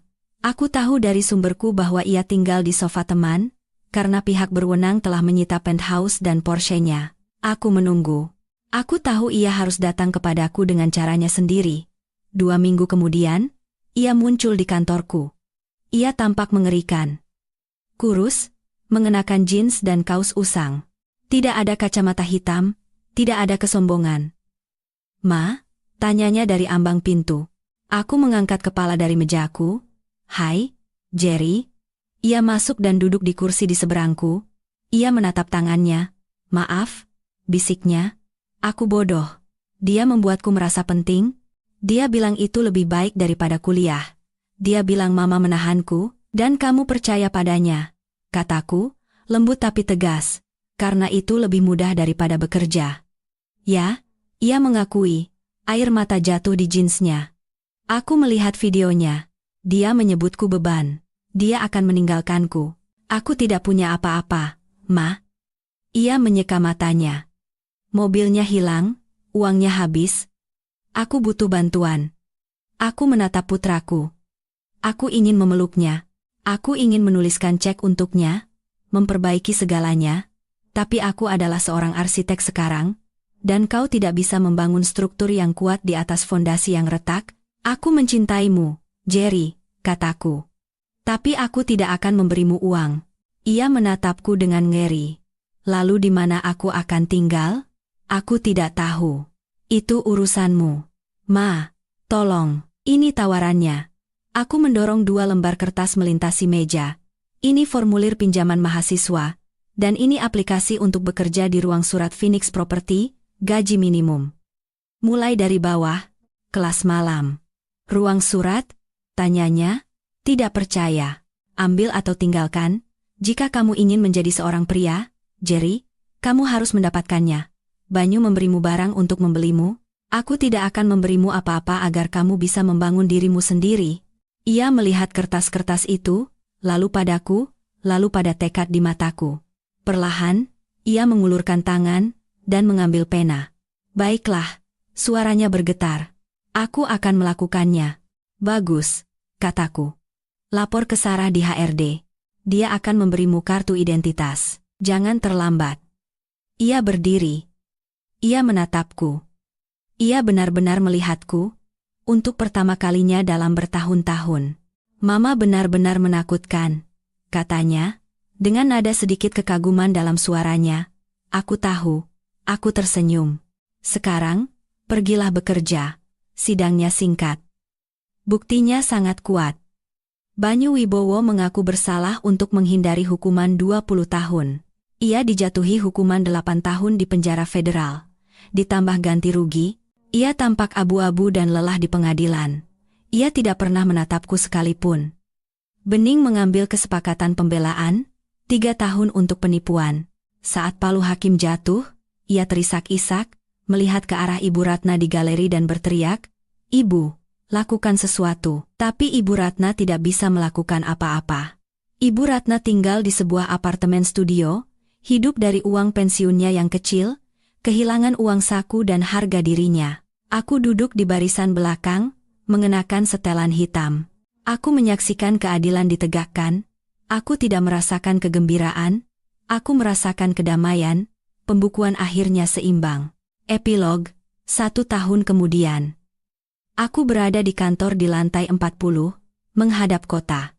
Papan nama Phoenix Property di dinding di belakangku berwarna perak dan biru yang ramping, tidak ada sedikit pun warna pink. Perusahaan sedang berkembang pesat. Kami baru saja menyelesaikan kesepakatan tanah Serpong dengan Hartono. Ini akan menjadi pengembangan serbaguna, menampilkan perumahan terjangkau dan pusat komunitas, bukan hanya kondominium mewah. Ponselku bergetar. Itu Jerry. Ma, baru saja selesai ujian akhir ekonomi, kayaknya bagus. Dan tim ruang surat meningkatkan efisiensi penyortiran sebesar 15% minggu ini. Apa aku dapat kenaikan gaji? Aku tersenyum. Jangan terburu-buru. Tapi makan malamku traktir malam ini, jam 7. Jerry bekerja keras. Ia lelah, bangkrut, dan rendah hati. Dan aku lebih bangga padanya dari sebelumnya. Ia menjadi pria yang kukenal, bukan karikatur yang coba diciptakan oleh ayahnya. Ada ketukan di pintuku. Masuk. Hartono masuk, membawa sebotol sampanye. Selamat hari jadi, katanya. Hari di mana kau membakar sirkus itu. Rasanya seperti seumur hidup yang lalu, kataku, menerima gelas. Aku tahu, kata Hartono, bersandar di mejaku. Banyu menulis surat padaku dari penjara, ingin tahu apakah aku akan membeli sahamnya di beberapa perusahaan cangkang lama itu. Dia butuh uang untuk jajan di kantin. Apa jawaban Bapak? Kukatakan padanya aku hanya berbisnis dengan CEO. Dan CEO itu sedang sibuk membangun sebuah kerajaan. Kami bersulang. Aku memandang cakrawala kota. Aku telah kehilangan seorang suami. Aku telah kehilangan seorang saudara perempuan. Aku telah kehilangan seorang ibu. Tapi aku telah menemukan diriku sendiri. Aku bukan lagi kambing hitam. Aku bukan lagi pemecah masalah. Aku bukan lagi istri yang tak terlihat. Aku adalah Saraswati Putri, sang arsitek. Dan hidupku, akhirnya, benar-benar milikku. Terima kasih telah mendengarkan ceritaku. Tidak mudah untuk mengulanginya, tetapi jika perjalananku dapat membantu satu orang pun untuk melawan orang-orang beracun dalam hidup mereka, maka itu sepadan. Keluarga tidak selalu tentang darah,